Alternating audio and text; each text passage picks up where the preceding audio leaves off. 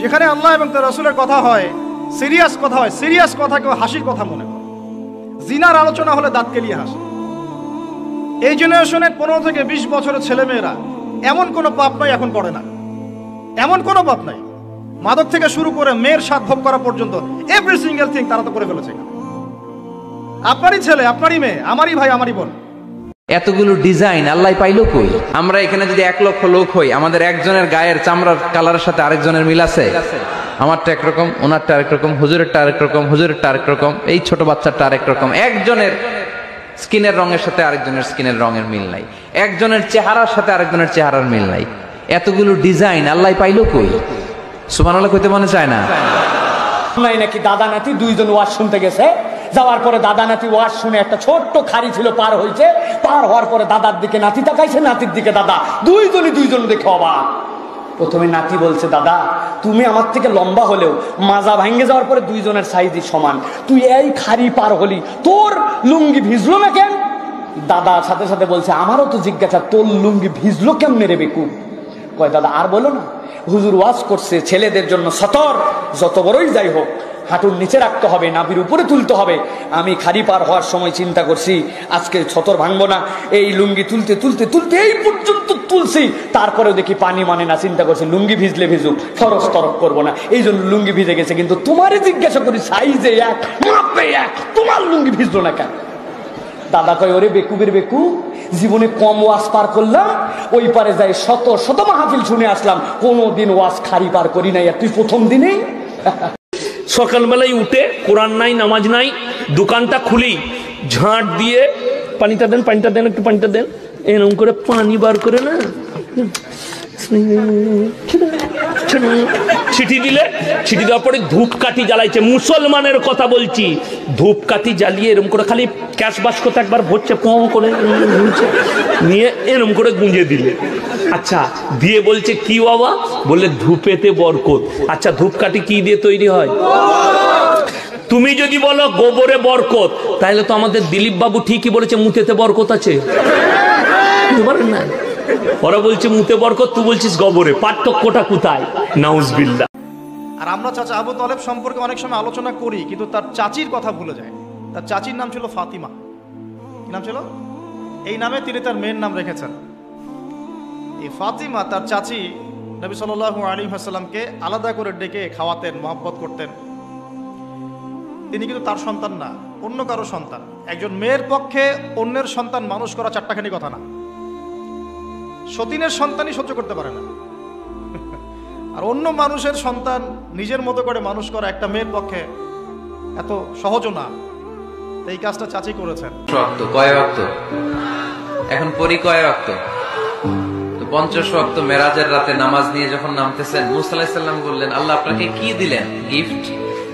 আল্লাহ নবী সাল্লাল্লাহু আলাইহি ওয়াসাল্লাম বললেন, আমাকে গিফট হিসেবে দিয়েছে 50 ওয়াক্ত নামাজ। কয় ওয়াক্ত?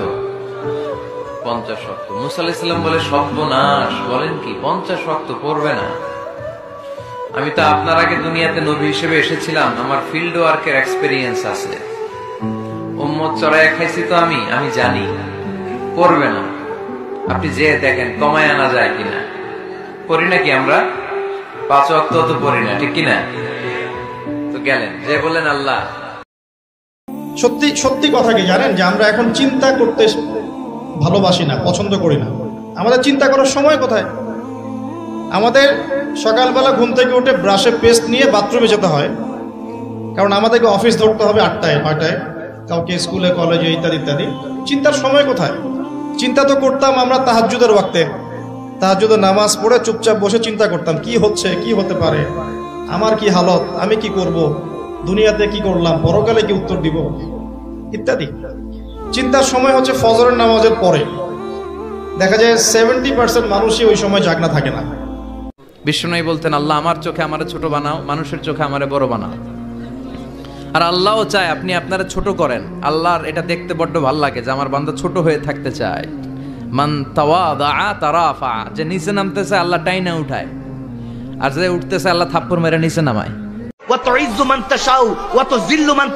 আর ইজ্জতের পরে যখন বেজ্জতি আছে ওই সময়টা যখন ধৈর্য ধরবা মুসলমান, মনে রাখবা ওই সময় যখন ধৈর্য ধরবা, জিল্লতের পরে আল্লাহ যখন আবার ইজ্জত দিবে, ওই ইজ্জত আর কেউ নামাতে পারবে।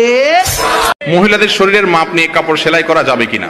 যারা টেইলার্স আছেন ভাই, মহিলাদের কাপড়ের ব্যাপারে মনে রাখবেন, কাপড় তাদের রেডিমেড বাসা থেকে কোনো কাপড় আনলে সেটার মাপ নিয়ে কাপড় বানাবেন। তাদের শরীর থেকে সরাসরি টাচ করে মাপ নিবেন না। যদি নিতে হয় কোনো মহিলাকে ব্যবহার করবেন, আর না হলে যাতে করে পর্দার খেলাপ কোনোভাবে না হয়, টাচ করে আপনি কাপড়ে মাপ নিবেন না। এ ব্যাপারে মা বোন যারা আছেন, আপনারা যারা তাদের অভিভাবক পুরুষরা আছেন, আপনাদের আত্মসম্মান বোধ থাকা উচিত। আপনার স্ত্রী কাপড়ে মাপ দিতে যাবে, ওই টেইলার্স বেটা তার শরীরে যখন হাত দিয়ে মাপ নিতে যাবে, তার মনে বাজে চিন্তা আসবে, ওনাকে নিয়ে উনি জেনা করবে মনে মনে। কিভাবে আপনি সেটা দিতে পারেন? আমি তো এটা চিন্তা করতে পারি না, কোন আলেম বা কোন দিনদার মানুষ এটা চিন্তা করতে পারে না। কাপড় দিয়ে দিবেন, তাতে একটু 19-20 হবে, হোক না, তাতে কি, আবার করবেন দরকার হলে। কথা কি বুঝাতে পারছি? আমাকে 5 বছর সময় দেন, পুরো দেশের শিক্ষা সিস্টেম চেঞ্জ করে দেবো ইনশাআল্লাহ। প্লে গ্রুপ থেকে প্লে গ্রুপ থেকে নিয়ে মাস্টার্স পর্যন্ত এমন শিক্ষানীতি প্রণয়ন করা সম্ভব যে আমাদের বাচ্চারা একদম প্লে থেকে মাস্টার্স পর্যন্ত বাংলা, ইংরেজি, অঙ্ক এবং জেনারেল সাবজেক্টগুলোর সাথে কোরআন হাদিসের একটা অপূর্ব সমন্বয়ে পড়াশোনা করবে ইনশাআল্লাহ। একা করে দিতে পারবো ইনশাআল্লাহ তাআলা। আমাকে এরকম 100 জন শিক্ষাবিদ দেন, 100 জন আলেম ওলামা দেন, একটা প্যানেল করে দেন, পুরো দেশের শিক্ষা চেঞ্জ করে দেওয়া যাবে ইনশাআল্লাহ। যাদেরকে রেখেছেন এদের মাথায় গোবর আছে, যাদেরকে রেখেছেন এদের মাথায় টাটকা গোবর আছে। বইপত্রগুলোর অবস্থা দেখেছেন? বইপত্রগুলো ঘাটাঘাটি করেছেন?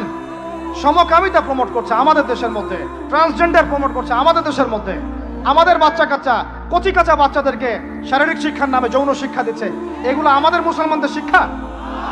এটা চলতে থাকলে দেখবেন অচিরেই কোনো মানুষ বাচ্চাদেরকে স্কুলে পাঠাবে না। গরুর পেট থেকে বেরোলে ওটা গরু হয়ে যায়, ছাগলের পেট থেকে বেরোলে ওটা ছাগল হয়ে যায়, মুরগির পেট থেকে বেরোলেই ওটা মুরগি হয়ে যায়। কিন্তু মানুষের পেট থেকে বেরোলেই ওটা মানুষ হয় না, ওটারে মানুষ বানাইতে হয়, ওটারে মানুষের মতো মানুষ করে গড়ে তুলতে হয়।